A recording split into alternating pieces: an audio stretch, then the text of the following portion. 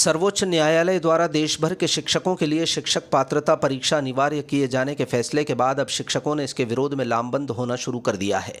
इसी सिलसिले में गुना के स्वतंत्रता पार्क में शिक्षकों की एक महत्वपूर्ण बैठक आयोजित की गई, जिसमें आगामी रणनीति पर विस्तार से चर्चा हुई। शिक्षकों का स्पष्ट रूप से कहना है कि वो लंबे समय से अपनी सेवाएं दे रहे हैं और इस पड़ाव पर आकर परीक्षा देना उनके लिए व्यवहारिक नहीं है, इसलिए शिक्षक पात्रता परीक्षा का आयोजन नहीं होना चाहिए। बैठक के दौरान गुना से भी एक स्वतंत्र रिट याचिका दायर करने पर विचार विमर्श किया गया। हालांकि राज्य शिक्षक संघ ने संयुक्त रूप से सुप्रीम कोर्ट में एक ही मजबूत याचिका दायर करने का सुझाव दिया है। दरअसल 1 सितंबर 2025 को सर्वोच्च न्यायालय ने एक फैसला सुनाया था, जिसमें देश भर के शिक्षकों के लिए टीईटी परीक्षा पास करना अनिवार्य कर दिया गया था। शुरुआत में शिक्षकों को इस संबंध में अधिक जानकारी नहीं थी, लेकिन 2 मार्च 2026 को आयुक्त लोक शिक्षण संचालनालय द्वारा सभी जिला शिक्षा अधिकारियों से अपात्र शिक्षकों का डेटा मांगे जाने के बाद शिक्षक समुदाय में चिंता की लहर दौड़ गई। अब शिक्षकों ने तय किया है कि वो सुप्रीम कोर्ट में अपना पक्ष पुरजोर तरीके से रखेंगे।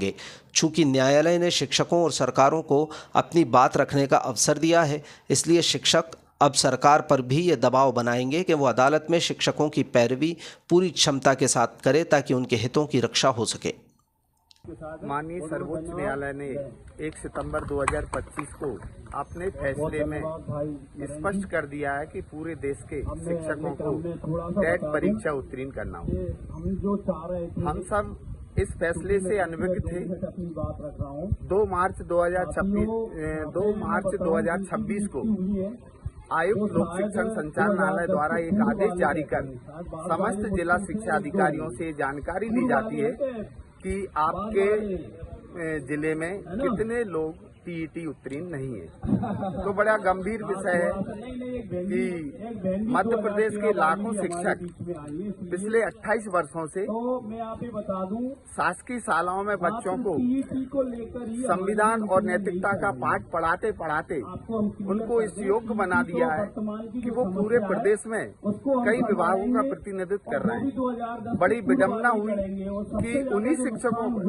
जिन शिक्षकों ने ऐसे ऐसे अधिकारी और ऐसे ऐसे नेता तैयार किए जो इस देश का प्रतिनिधित्व कर रहे हैं, उन्हीं शिक्षकों के लिए एक ऐसी विडंबना, एक टेट परीक्षा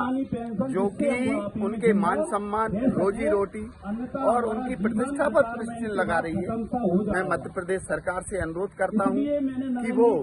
शिक्षकों के हित में, जो 28 वर्षों से परीक्षा परिणाम के साथ अन्य कार्यों में भी अपना महत्वपूर्ण योगदान दे रहे हैं, शिक्षकों के हित में एक याचिका दायर करें और परीक्षा के संबंध में स्पष्ट करें। माननीय सर्वोच्च न्यायालय, ऐसा नहीं है कि माननीय सर्वोच्च न्यायालय ने अपने फैसले को अंतिम किया है। माननीय सर्वोच्च न्यायालय ने ये पूछा है कि ये पक्ष रखा है, ये मौका दिया है, शिक्षक को भी मौका दिया है, सरकारों को भी मौका दिया है कि आप अपना पक्ष रखें। और संविधान में बहुत ऐसी गुंजाइश है जिनके आधार पर भारत सरकार और मध्य प्रदेश सरकार शिक्षकों के हित में